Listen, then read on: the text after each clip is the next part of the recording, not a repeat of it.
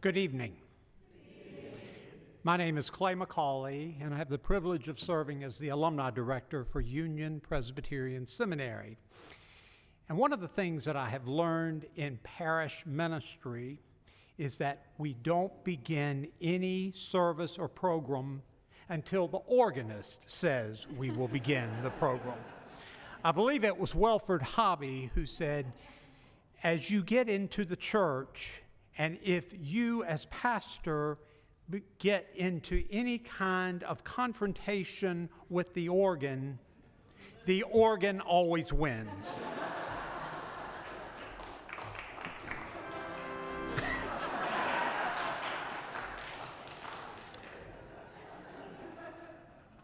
Welcome to you all. Union Presbyterian Seminary prepares people to be leaders of gospel-inspired, transformative change in pursuit of a more just and compassionate world. You are invited to join with us in the many activities planned for this evening and the coming day, many of which are shown on a schedule which you may have received at registration. After tonight's lecture, you are invited to join us for an old-fashioned hymn sing led by our seminary's Director of Music, Doug Brown, here in Watts Chapel. The hymn sing will begin around 7:30.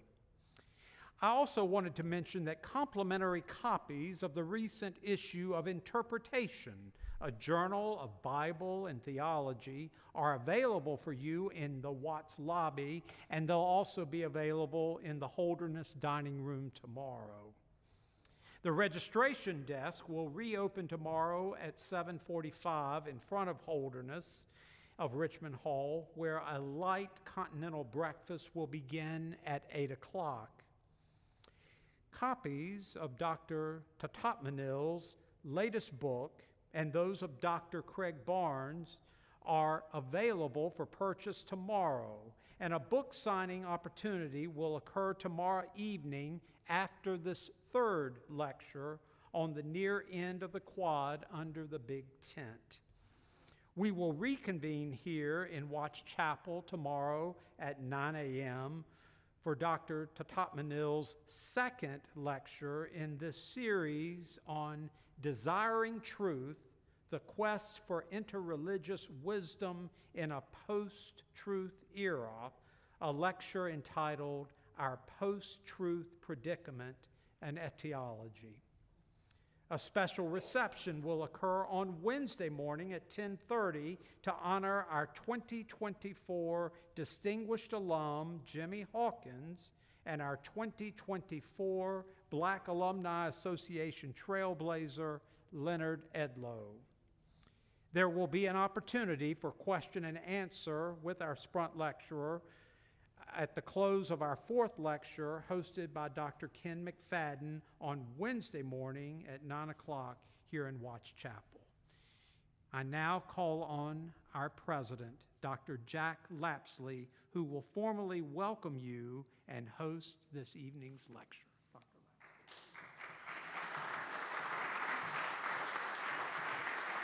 Thank you. Welcome, everyone, to Union Presbyterian Seminary and to these, the 113th Sprunt Lectures. It's been a pleasure over the last hour and a half or so to welcome so many of you back to campus. Many alums and friends of the seminary, we're so happy that you're back, and also to meet new friends. It's been a wonderful time, and I look forward to the rest of the Sprunt's days ahead. The lectures... Okay. Yeah. The lectures are named for James Sprunt of Wilmington, North Carolina, who endowed a lecture series in order to bring, quote, speakers of outstanding quality to the seminary to discuss aspects of Christian thought and work. Today's speaker is certainly a speaker of outstanding quality, whom I will introduce to you shortly. But first, let us sing together our opening hymn, number 385, All People That on Earth Do Dwell.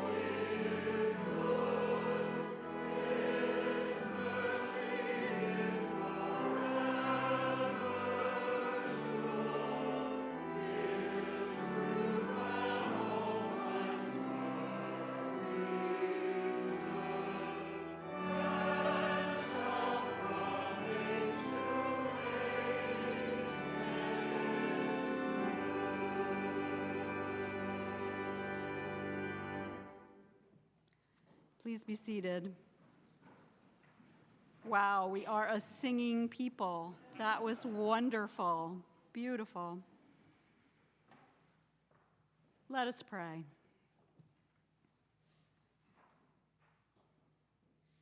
Gracious God, we are grateful for the diversity of the world you have made, including its religious diversity. In all our encounters with those different from ourselves, may we meet friendship with friendship, hostility with kindness, generosity with gratitude, persecution with forbearance, truth with agreement, and error with truth. May we always express our faith with humility and devotion as the occasion requires, whether silently or openly, boldly or humbly, by word or by deed. Open us to the work of the Spirit wherever it is to be found, and help us to always welcome and accept others in a way that honors and reflects the Lord's welcome and acceptance of us. We pray in the name of Christ. Amen. Before I introduce today's speaker, just a word about logistics. And Clay already mentioned this, but I just want to let you know, the Sprunt Lectures custom is that we hold our Q&A until the end of the last lecture on Wednesday. I know it's hard. I'm telling you it's hard. But at that time, our speaker will be delighted to answer our questions. I assume that we do it this way because today's questions may be answered in tomorrow's lectures, right? But hold on to your questions for Wednesday. Dr. John J. Thatamanil is a scholar and teacher of comparative theology, including theologies of religious diversity, Hindu-Christian dialogue, the theology of Paul Tillich, theory of religion, process theology, and eco-theology. He teaches a class called The Feeling Animal, Theology and Animality, which I personally really want to take. Professor Thatamanil is a past president of the North American Paul Tillich Society and the founding and current chair of the American Academy of Religion's Theological Education Committee. He is a frequent preacher and lecturer in churches, colleges, seminaries, and universities, both nationally and internationally. And he blogs regularly for a variety of online publications and has published editorials in the Los Angeles Times and the Washington Post. He is committed to the work of comparative theology, theology that learns from and with a variety of traditions. A central question that drives his work is this: how can Christian communities come to see religious diversity as a promise rather than as a problem?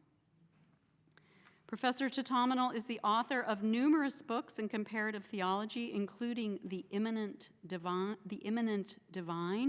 God, Creation, and the Human Predicament, which provides the foundation for a non-dualist Christian theology. In his second book, Circling the Elephant, A Comparative Theology of Religious Diversity, he argues that interreligious learning is integral to the theological enterprise. One reviewer called it a tour de force, and another said it has opened new methodological horizons in comparative theology. The title for this Sprunt series of lectures is Desiring Truth, Comparative Theology, and the Quest for Interreligious Wisdom. And the title of this first lecture is Our Post-Truth Predicament, a Diagnosis. Please join me in welcoming Dr. Thatamanil to Union Presbyterian Seminary.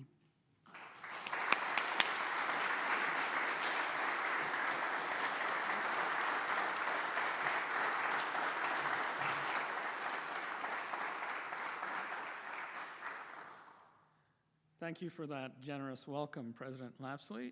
And thank also to Clay, who has been so profoundly attentive, caring, and hospitable in arranging all the many details of an event like this.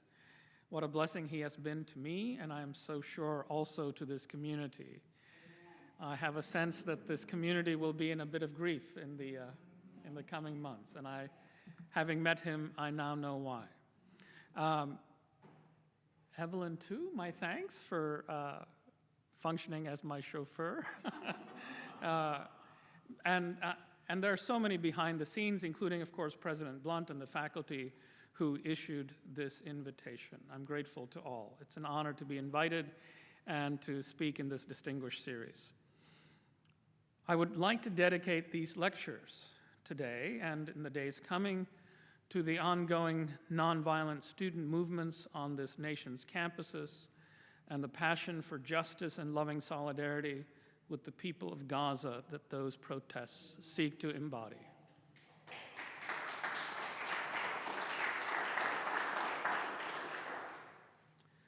Truth. Utter the word, and audiences like this one, familiar with Christian scriptures, will inexorably call to mind Pilate's cynical, what is truth? Was Pilate history's first post-truther? Perhaps, but I would say not. A better case can be made for Thrasymachus, the old Greek sophist of the 5th century BCE. But Pilate is surely in the running, because he is known for his part in the execution of the one who Christians confess to be the truth. I would say that your place in the annals of post-truth history is surely secured beyond question. If truth stands before you, right smack dab in front of you, and not only do you miss him, but you execute him. But already, we contemporaries are likely to be confounded. Claims about Jesus as the way and the truth and the life are familiar to us, but elicit little sustained reflection. We know we are supposed to give our cognitive assent to the dogmatic claim about Jesus as the incarnation of the Logos, a term which can be translated as reason, word, or truth. So I know I'm supposed to believe that Jesus is the truth, but what could that mean? After all, how could a person be the truth? Surely this is a category mistake. This can only be some ancient obfuscation, a primitive confusion. After all, truth, however we construe it in philosophical terms, can only be a property of statements, right? A proposition, P, is true if and only if it conforms to some actual state of affairs, X. If P affirms X, then P is true. If not X, then P must be false. Hence the proposition, it is raining now, is true, and I think it is, if and only if it is raining. If it's not raining, then that proposition P is false. Something like that is what we take truth to mean, and nothing more, right? Truth is a quality that we attribute to propositions. That's not what we actually believe, though, is it? Clearly, then, if truth is an attribute of propositions and nothing more, then it can only be a heap of semantic and cognitive confusion to say that a person can be the truth. And yet, so we believe and affirm. But what if Christian tradition, and I hasten to add other religious traditions too, understood something that we no longer do? What if the great thinning out of truth to nothing more than a semantic property is partly why we are here now in the land of alternative facts, with only some of us inhabiting the naive, reality-based community? Might it be that we are in a post-truth crisis because we long ago forgot that truth can take on bones, muscle, sinew, and heart, not just in Jesus the Christ, but perhaps also in us. Perhaps what we need most to recover are modes of speech and reflection, and also the modes of life that go with them, that now strange to our ears. Locutions that were once and might yet again become meaningful. Locutions such as doing the truth or becoming true. What might we have to learn from, say, carpenters who speak of truing a piece of wood? Or think about that strange and ardent Indian dissident who spoke of truth in a language all his own, insisting that truth, satya, had a force, agraha, which is mightier than the mightiest army. That a single person wholly given over to truth force, satyagraha, could overthrow an empire, a proposition that would be manifestly absurd and, literally speaking, incredible, were it not for the evidence offered by his own life. I'm, of course, speaking here of Mohandas Gandhi. What are we to make of his curious insistence that the three terms, truth, nonviolence, and love, are convertible? That each properly understood means the other, even if for him truth has a certain final priority. What if the Mahatma understood what we have forgotten? That truth is love, and love is truth. What if truth is inaccessible apart from the deepest and most ardent desire for truth? What if truth gives herself only to those who long for her? And what if desiring truth is already in some way to be in the truth? What if truth itself is doing the desiring in us, such that our desire for her is already her work in us? And if all that is true, how then have we come to believe that desire is either truth's enemy, or, less dramatically, a matter that is utterly indifferent to truth? How have we come to think of truth as a cold, desireless, bodiless matter of sober-minded rationality? How could anyone desire truth when it lacks all trace of the erotic, when it fails to be appealing? If truth cannot be the object of desire, if truth is itself undesirable, then what chance does truth have in a world rich with competing lures? If truth is to be obtained only by those who adopt a forensic posture of analytic detachment, if truth is paradigmatically the deliverance of the laboratory or the mortuary, falsely imagined as antiseptic and passionless spaces in which the object of inquiry lies etherized upon a table or is already dead, how then will truth have the motivating force to lure us to her? Surely, when truth is so dispiritedly conceived, other objects will exercise upon us a greater, albeit distorted, attraction than bloodless and bodiless truth could ever hope to do. No wonder, then, that the attractions of whiteness, of in-group solidarity and out-group revulsion, of capitalist enchantment and the promise of growth without limits, these and other toxic attractions now hold us in their grip. How else has our bondage to these alternatives to truth come to pass? What resources do we have to restore the fortunes of truth? Might we rediscover truth as a desirable and even erotic force that has the power to break us out of shabby and self-destructive alternatives?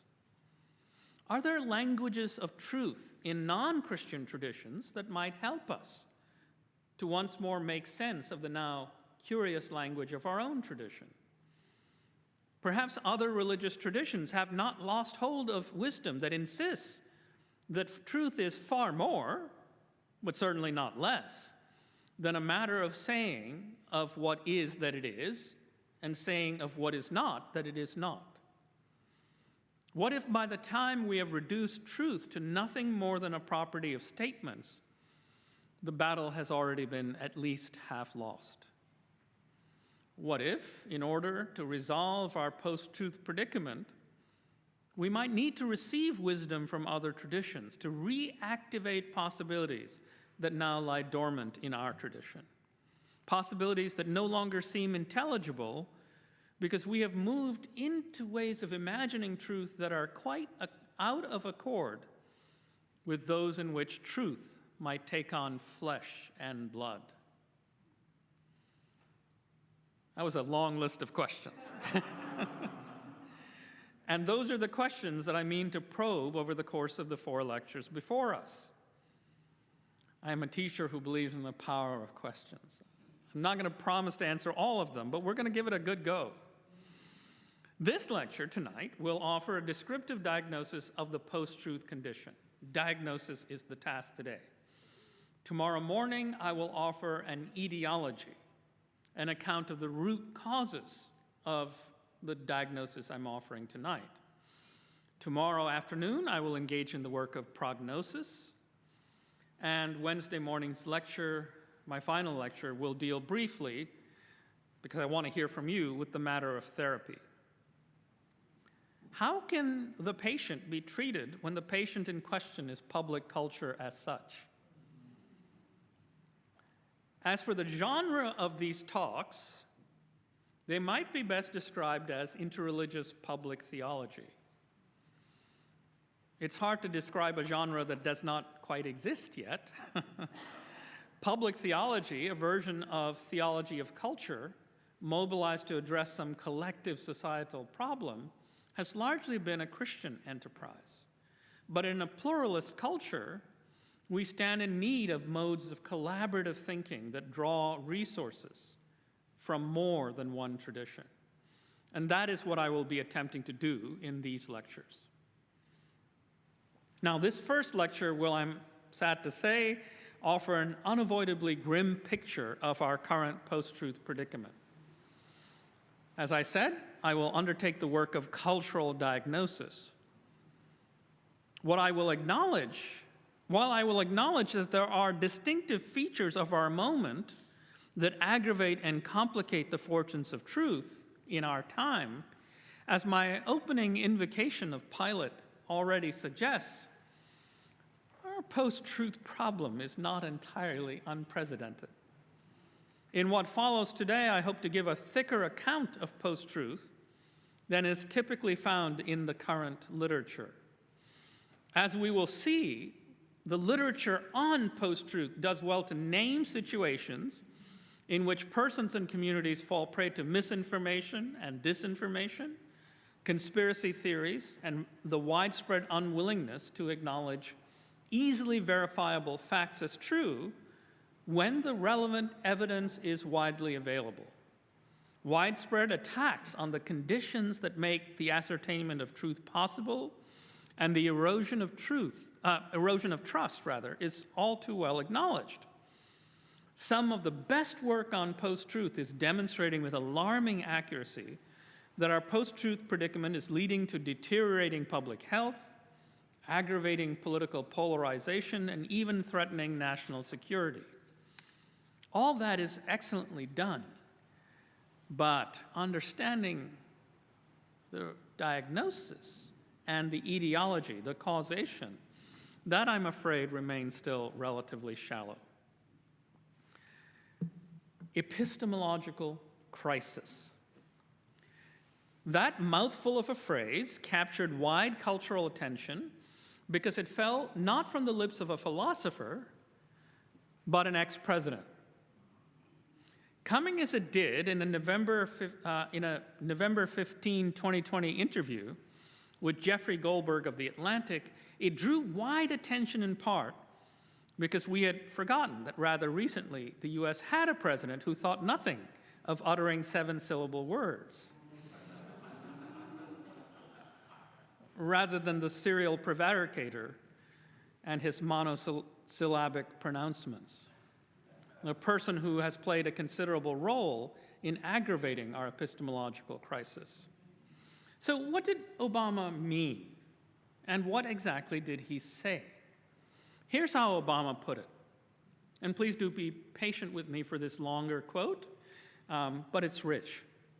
There's always the temptation to capture the rhythm of Obama's speech, but I will resist that because I am not a professional Obama impersonator. If we do not have the capacity to distinguish what's true from what's false, then by definition, this is all a quote, then by definition, the marketplace of ideas doesn't work. And by definition, our democracy doesn't work. We are entering into an epistemological crisis. I can have an argument with you about what to do about climate change. I can even accept somebody making an argument that, based on what I know about human nature, it's too late to do anything serious about this.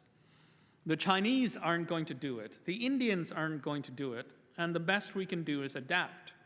I disagree with that, but I accept that it's a coherent argument. I don't know what to say if you simply say, this is a hoax that the liberals have cooked up, and the scientists are cooking the books, and that footage of glaciers dropping off the shelves of Antarctica and Greenland are all phony. Where do I start trying to figure out where to do something? Close quote. That's quite a quote, isn't it? A former president sounding powerless. Obama rightly believes that participatory democracy, not just pulling the levers at election time, but collective deliberation as a people, requires that we can sustain conversation. We might differ on what course of action to pursue, robust welfare state policies or free market capitalism, for example, but before we can work out that disagreement, we have to agree about what the facts are. But as Obama noted earlier in the same interview, and I quote, now you have a situation in which large swaths of the country genuinely believe that the Democratic Party is a front for a pedophile ring. Close quote. More about this business of a pedophile ring in a few moments. I regret having to do so, but you'll see there's a reason.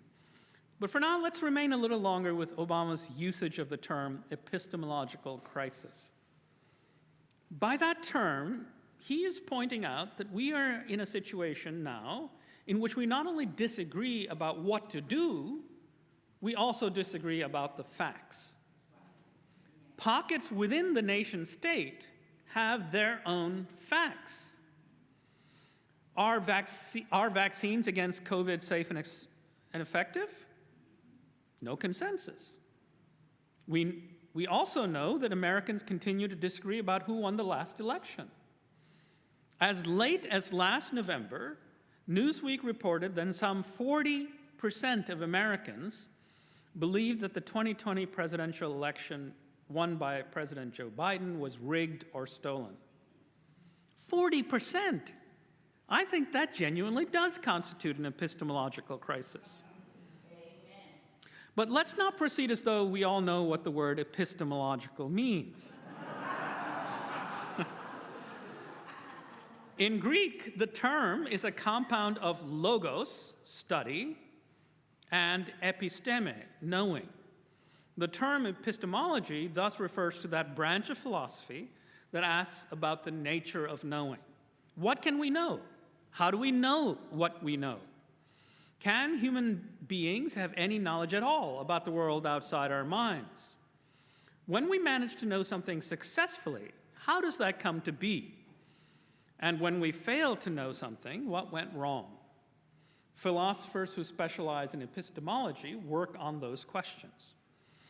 Obama's use is less technical.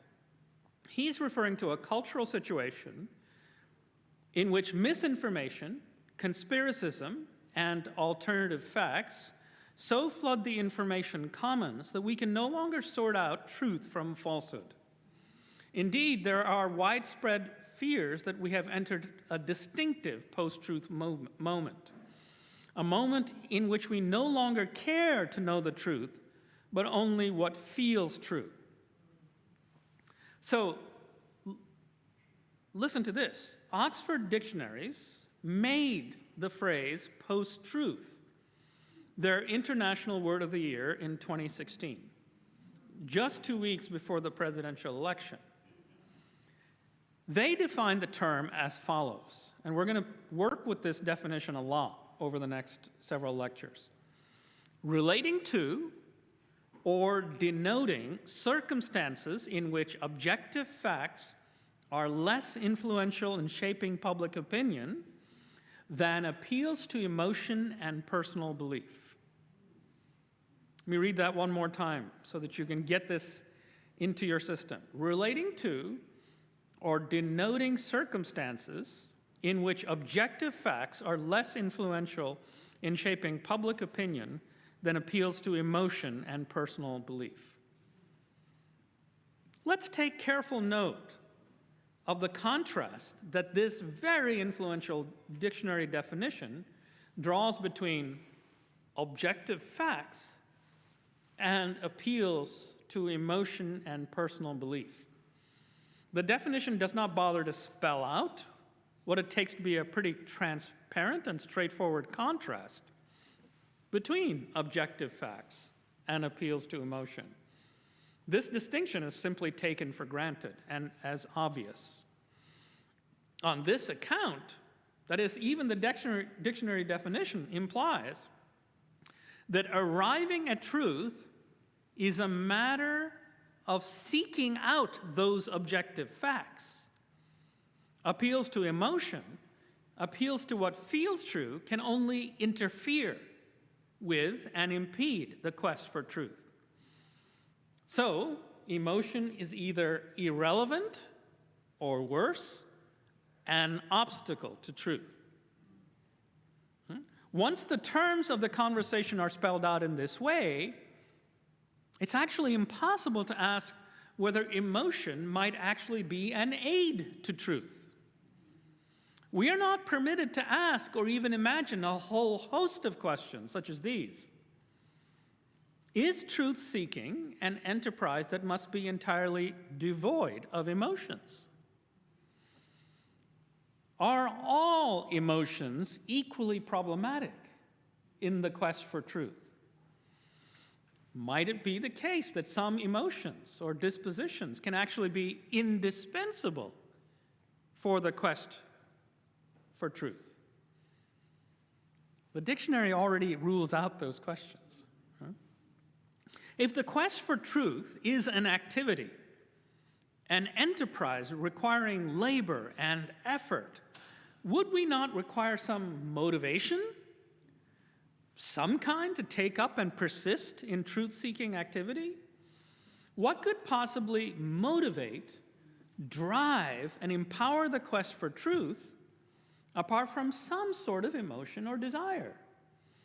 Is it possible to pursue truth and invest ourselves in the hard work of sorting out fact from fiction if we lacked an appetite or desire for truth? Even elementary questions of this sort suggest that truth-seeking might not be a cold and passionless fact-seeking activity. Might it be that this very contrast between sober and cold facts and misleading emotion is itself part of the problem? This question leaps ahead to the next lecture, but it is impossible to avoid flagging this dichotomy, which clearly sits at the heart of our very definition of post-truth. I flagged the question of emotion now because I believe that a distorted understanding of emotion rests at the very heart of the post-truth predicament. Note, for example, that discerning and establishing the relevant facts on any number of contested questions is not that hard to do. Access to accurate and reliable information is easier now than at any time in human history. You don't even have to go to the library with the card catalog thingy. Some of us still remember that. without minimizing minimizing the way in which our information is really polluted by misinformation and disinformation. Many, if not most, of our problematic conspiracy theories are easily falsified.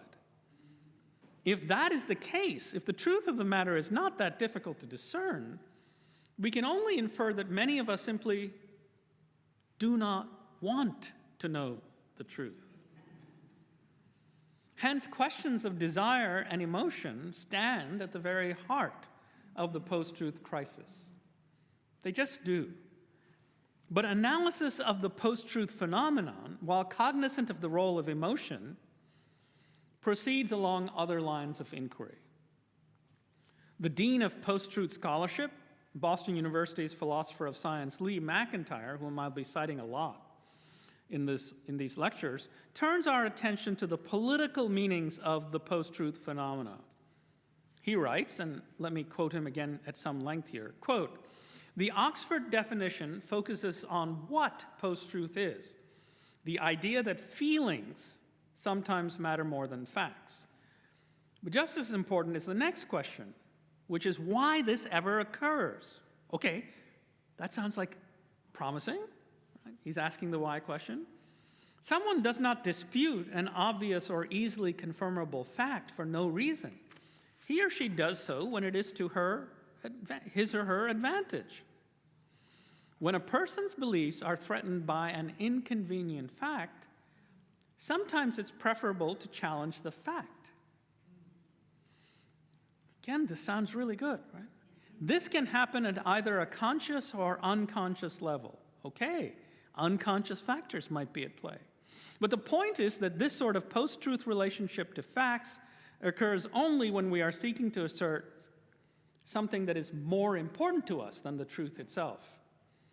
Thus, post-truth amounts to a form of ideological supremacy, whereby its practitioners are trying to compel someone to believe in something whether there is good evidence for it or not. And this is a recipe for political domination. Close quote. McIntyre's analysis is astute. It recognizes that desire plays an essential role in the post-truth phenomenon. He names that there are other goods we desire over and above truth, something more important to us than truth itself. For McIntyre, that goal is ideological supremacy. And so, for McIntyre, post-truth is through and through a political phenomenon. In several distinguished books, including How to Talk to a Science Denier, and most recently on disinformation, How to Fight for Truth and Protect Democracy, McIntyre has offered wise and wide-ranging strategies for describing, analyzing, and even contesting post-truth. And I'll say more about him in tomorrow morning's lecture. I am, as you can gather, a fan despite some of his limitations. However, one topic that he does not take up is what to do about those distorted desires at play in the post-truth phenomenon. While there is considerable awareness that we must build relationships of trust and listening within which false claims can be contested, the focus remains on that contestation. McIntyre does not really ask what these other desires are and whether the desires themselves can be contested. Not the facts at issue, mind you. He does want to contest those, but not the matter of the desires that lead us to believing things that we want to be true.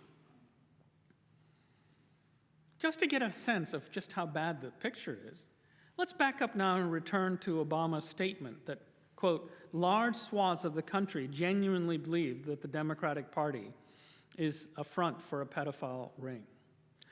This should probably come with a trigger warning. These are not easy issues to deal with, but this is essential to talk about. So what's going on here? What is this business of a pedophile ring? I suspect that at least some of you know that President Obama is here referring to a core component of conspiracy theories that fall under the QAnon umbrella. The term QAnon refers to a conspiracy community triggered by online postings by a person whose identity has never been established. This person began posting his claims on 4chan message board and referred to himself as Q. From what seems an inauspicious start, QAnon has gone viral. Journalist Will Sommer, one of the nation's foremost authorities on the QAnon conspiracy, sums up this central strand as follows in his book: Trust the Plan, The Rise of QAnon and the Conspiracy That Unhinged America. It's a great book.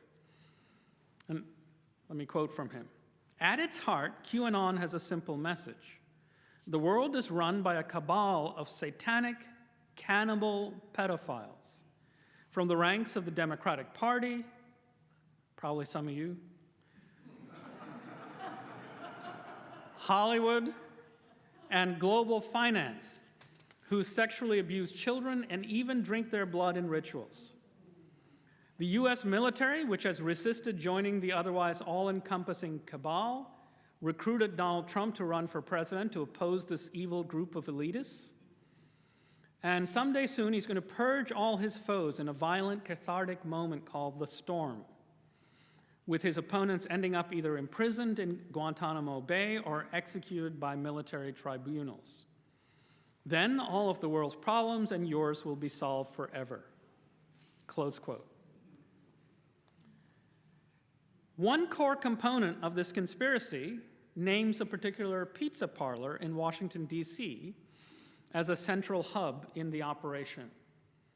This conspiracy, or sub-conspiracy within the larger one, has come to be called Pizzagate.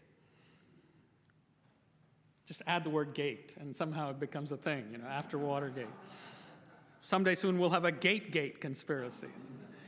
Anyway, this conspiracy, Pizzagate, is called that because it maintains that when Democratic elites are ordering pizza from the parlor called Comet Ping Pong, they were really ordering in coded language, either child porn or actual children.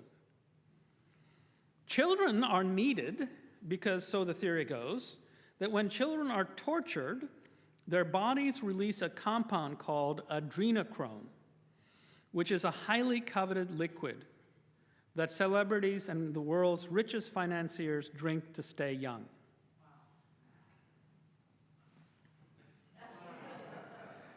Some of you may even recall that the circulation of this conspiracy theory very nearly led to dire consequences at the pizzeria itself.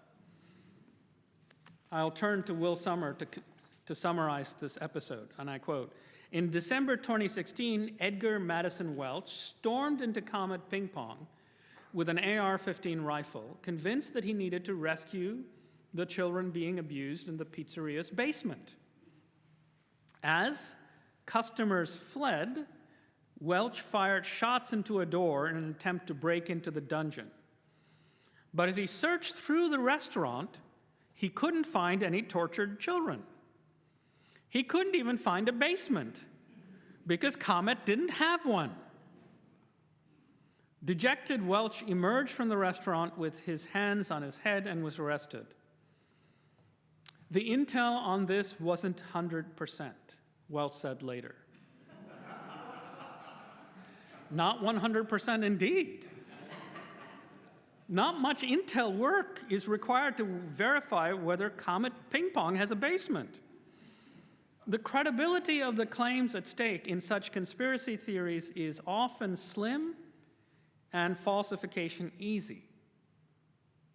That otherwise reasonable and intelligent persons are willing, even enthusiastic about believing such claims. By the way, I really do mean that. I don't think that they're lacking in reason or intelligence. We are not in any measure smarter than these folks are, right? That otherwise reasonable and intelligent persons are willing, even enthusiastic, about believing such outlandish claims, like Hillary Clinton is a child-eating cannibal, suggests that the reason conspiracy theories such as these are believed are not about the facts at all. Indeed, there's ample evidence to suggest that even when the facts at issue are presented, adherence to conspiracism is not repudiated. Q's many failed predictions do little to winnow his following. And of course, as I suspect some of you know, a number of the QAnon folk were present on January 6th, raiding the Capitol. Perhaps then facts and the rational processes by which facts are established is not the issue. Attending to the emotions at work seems indispensable to addressing the post-truth predicament. So how have we found ourselves in this epistemological crisis, this post-truth predicament, and what are we to do about it? What are the root causes of this predicament, and what, if anything, might constitute a cure? There is now a considerable and still growing literature exploring these questions. We'll return to them in tomorrow morning's lecture. As far as Obama's own judgment on these matters goes, he believes that if we are to have any hope of rectifying the situation, we will need to rein in social media and tech companies by way of legislation. And here again I quote him, "Well, the First Amendment, doesn't require private companies to provide a platform for any view that is out there. At the end of the day, we're going to have to find a combination of government regulations and corporate practices that address this, because it's going to get worse," close quote. So for him, he thinks that we're going to have to do policy to fix this problem. Right? Government regulations and corporate practices. But Obama is quite aware and says explicitly that the problem precedes social media. He is right. As early as 1942, George Orwell wrote these ominous words. Again, this is a long quote, so I beg your patience. "As far as the mass of the people go, the extraordinary swings of opinion which occur nowadays, the emotions which can be turned on and off like a tap, are the result of newspaper and radio hypnosis," close quote. Writing about the fascist propaganda during the Spanish Civil War, he states, and again I quote, "This kind of thing is frightening to me, because it often gives me the feeling that the very concept of objective truth is fading out of the world. After all, the chances are that those lies, or at any rate similar lies, will pass into history," close quote. Obama's words are an uncanny mirror of Orwell's writing. Here's more Orwell. Quote, "I know it is the fashion to say that most of recorded history is lies anyway. I am willing to believe that history is for the most part inaccurate and biased. But what is peculiar to our own age is the abandonment of the idea that history could be truthfully written. In the past, people deliberately lied, or they unconsciously colored what they wrote, or they struggled after the truth, well knowing that they must make many mistakes. But in each case, they believed that the facts existed and were more or less discoverable. And in practice, there was always a considerable body of fact which would have been agreed to by almost everyone," close quote. But under fascist pressure, this ability to agree upon what the facts are, Orwell noted, is fast fading away. More Orwell. Again, I quote, "Nazi theory indeed specifically denies that such a thing as the truth exists. There is, for instance, no such thing as science. There's only German science or Jewish science, etc. The implied objective of this line of thought is a nightmare world in which the leader or some ruling clique controls not only the future, but the past. If the leader says of such and such an event, it never happened, well, it never happened. If he says that 2 and 2 are 5, well, 2 and 2 are 5. This prospect frightens me much more than bombs. And after our experiences of the last few years, that is not a frivolous statement." Sound familiar? So why so much Orwell in a lecture that's supposedly about our post-truth moment? Did I get confused? Did I lie to you about what the lecture was actually about? And what are we to make of the fact that Orwell's language so precisely mirrors prevailing worries about our time? The answer? Our collective incapacity to agree about just what the facts are may strike us as a peculiar feature of our moment in a highly mediated postmodern world. But it turns out we're not that special. We rarely are. The problem with which we wrestle cannot be a contemporary or postmodern one if it had already been well identified by George Orwell. And if Orwell has proven to be a far-sighted interpreter of the post-truth malady before the term even existed, he might prove an insightful aid for our own deliberation. First, note that although Orwell did not have Facebook and Twitter to worry about, media does play a role in his diagnosis. Listen again to that crucial sentence. As far as the mass of people go, the extraordinary swings of opinion which occur nowadays, the emotions which can be turned on and off like a tab, are the result of newspaper and radio hypnosis. Newspaper and radio hypnosis. That's Orwell in 1942. Note also the key role that he ascribes to emotions. The means may be the newspaper as medium, but the problem lies in the manipulability of our emotional life.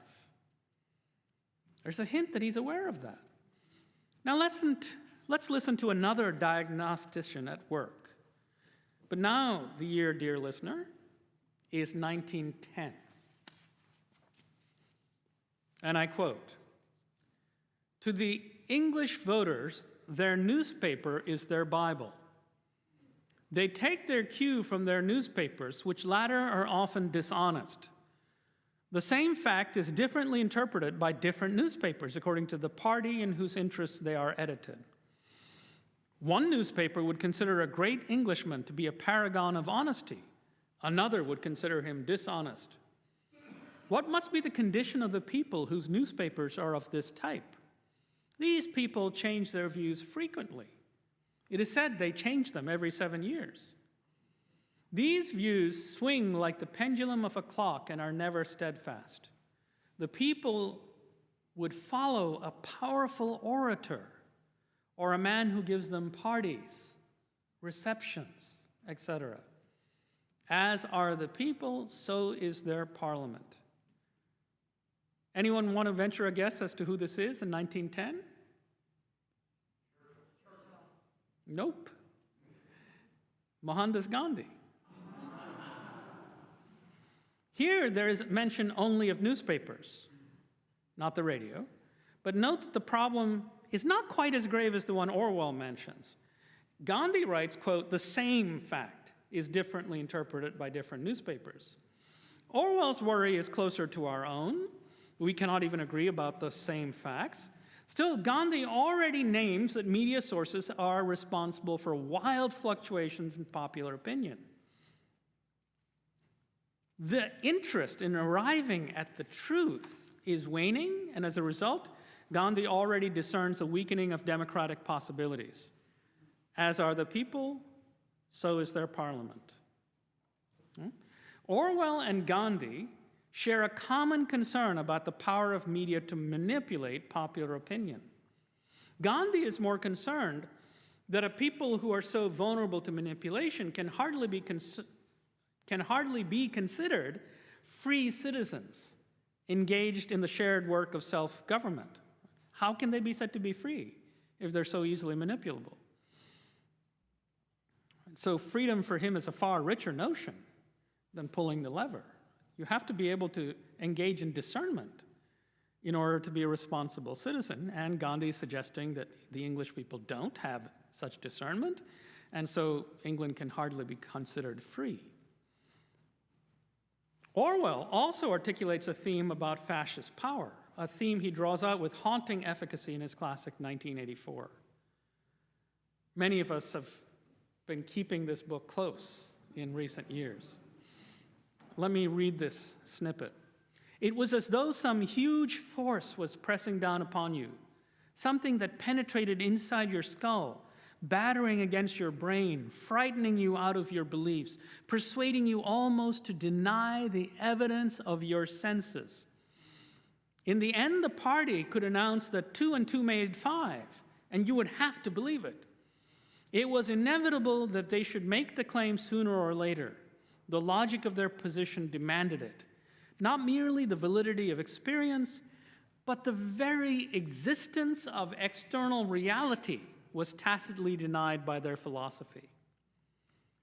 The heresy of heresies was common sense.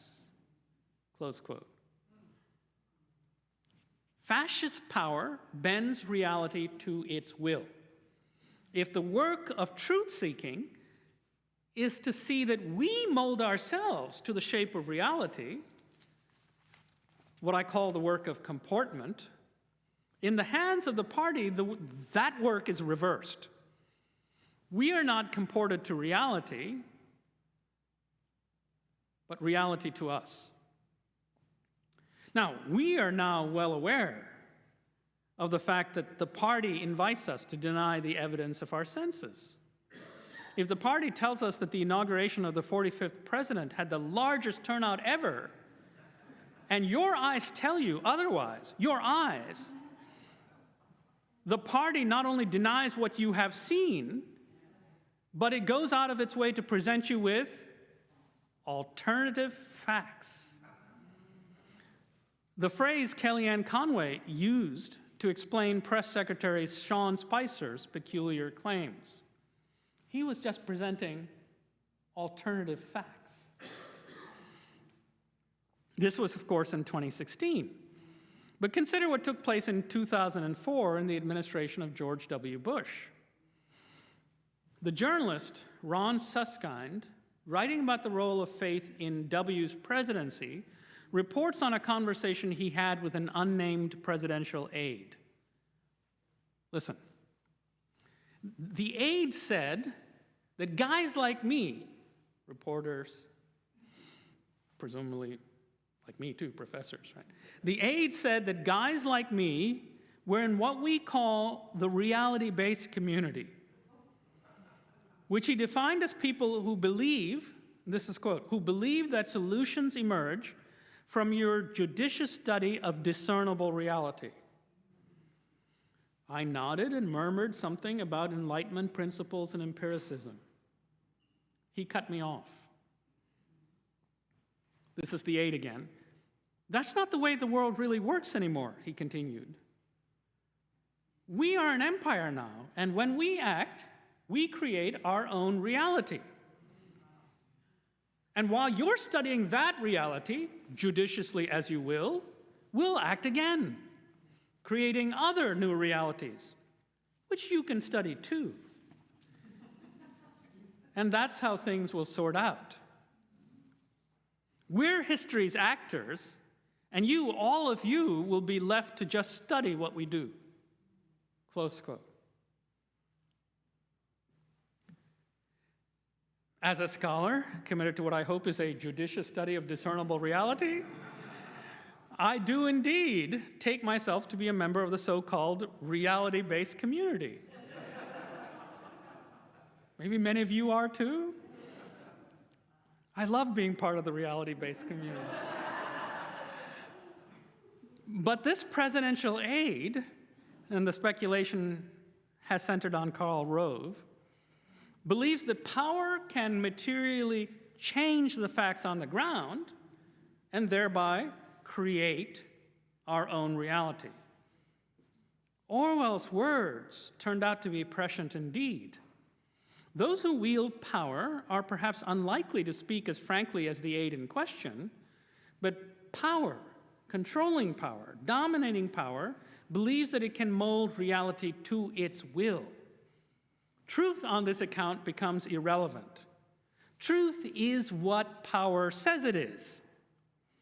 Those who wield such controlling power can say with precisely the same cynicism what Pilate said as he stood before Jesus. What is truth? Pilate, too, no doubt believed that he could create his own reality. In Orwell's time, the power of fascist regimes to manipulate reality itself was the core fear and root problem. In our time, the wannabe fascist merely served as an accelerant, to use Obama's term. Now, thanks to Facebook, Fox News, Sinclair Broadcasting, Russian bots, and a host of other social media sites, we can have fascism without the fascists. There need be, and there is no centralized actor or regime acting to so warp our perceptions of reality that we are no longer able to arrive at a widespread consensus about a range of facts, from vaccines to elections to climate change. Conspiracy theories spread like uncontrollable forest fires in a time of climate crisis. The fortunes of truth, the prospects for truth, seem bleak indeed. Questions remain. Perhaps the basic question that has haunted this lecture is, are we diagnosing an entirely new problem? Our citations of Orwell, Gandhi, and even Pilate suggest that the post-truth problem cannot be entirely new. There's reason to believe that we are dealing with a perennial problem in a novel configuration. Orwell and Gandhi suggest that when a people's perceptions can be manipulated, arriving at the truth will become elusive at best. Those who hold power can then dictate facts on the ground, create their own reality, and compel obedience. But the post-truth problem in our time, at least outside fascist regimes, seems to revolve around the ways in which the circulation of misinformation and disinformation does not require a central agent or regime. No one is compelling us by brute force to accept conspiracy theories or an assortment of other lies. We do so because we want to or are made to want. And even when we are made to want, we freely give to a host of sources information about ourselves that allows them to manipulate us, generally free of charge. Our social media habits, our likes and our dislikes, and our purchasing habits all grant to social media agencies the knowledge they need to craft algorithms that most effectively capture our desires and then lead us into communities of the like-minded in which what we already believe can be mirrored back to us. We know only what we want to know and come to inhabit polarized communities, each in possession of its own facts.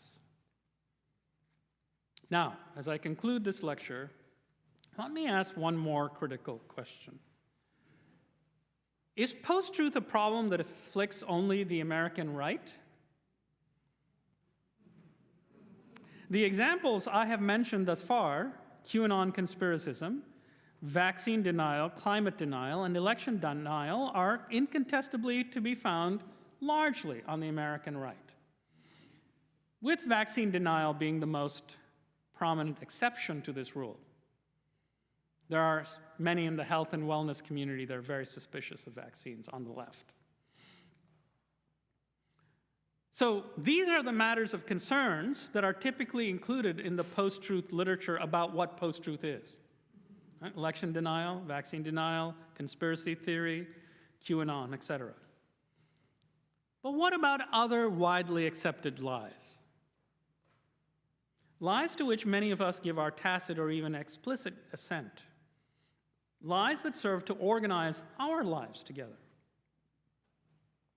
Consider, for example, the widely accepted lie that infinite growth is possible on a finite planet.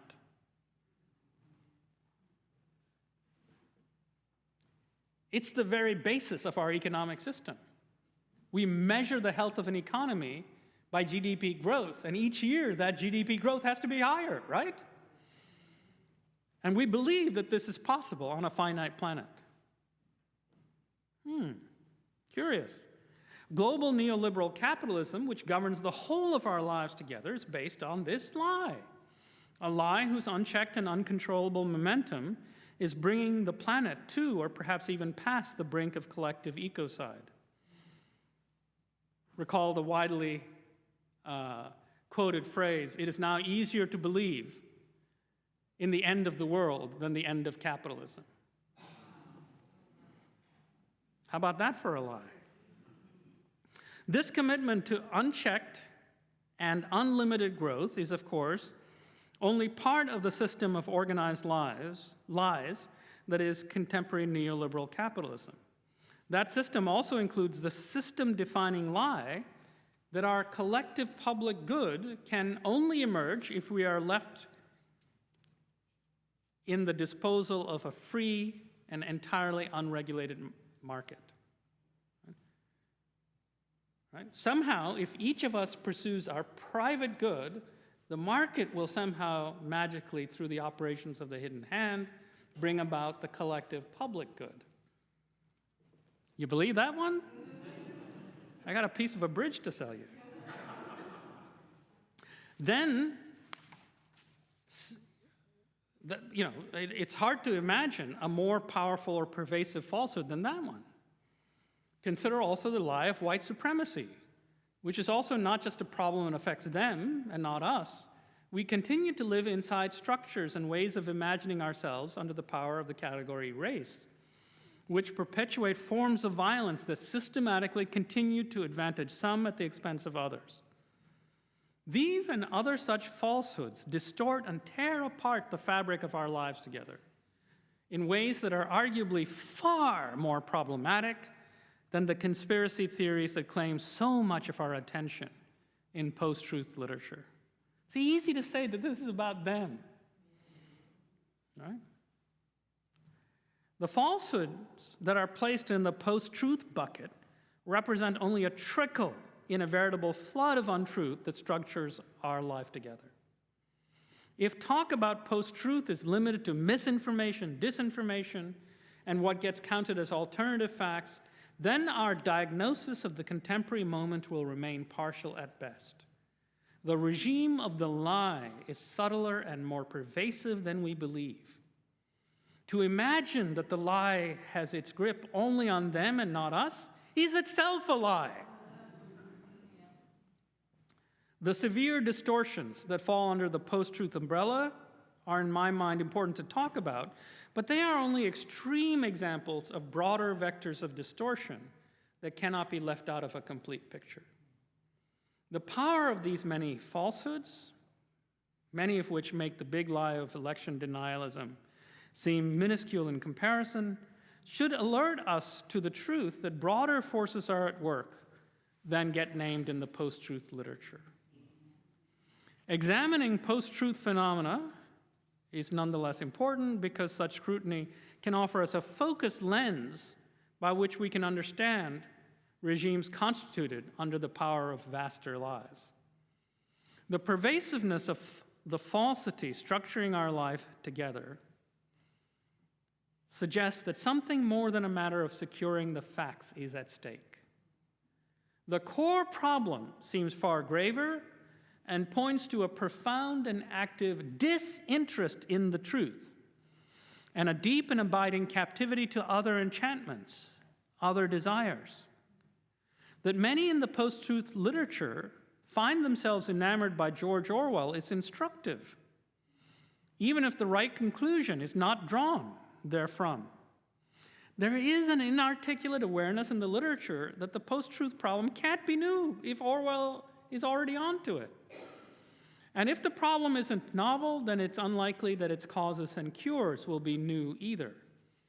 Regulating social media might not do it if the problem is older. Moreover, the keenest minds in this diagnostic literature are at least dimly aware that the root problem may not be a matter of information, but instead a question of desire gone wrong. But distorted desire is not a problem they are prepared to or even have the slightest competence to treat. Instead, having diagnosed a desire problem, they continue to prescribe an information solution. All right? I'll say much more about that tomorrow, right? Distorted desire is the problem, and they prescribe more information. A severe mismatch between ailment and its proposed remedy. The default solutions remain those of doubling down on Enlightenment rationality and appeals to social policy. But distortions of the heart have been the preoccupation of our traditions for thousands of years. To fight our bondage to lies, big and small, without appealing to spiritual disciplines that are meant to contest and reshape our desiring, is to fight the most urgent battles of our time with at least one hand, if not both, tied behind our back. That is what I will argue tomorrow morning. Thank you.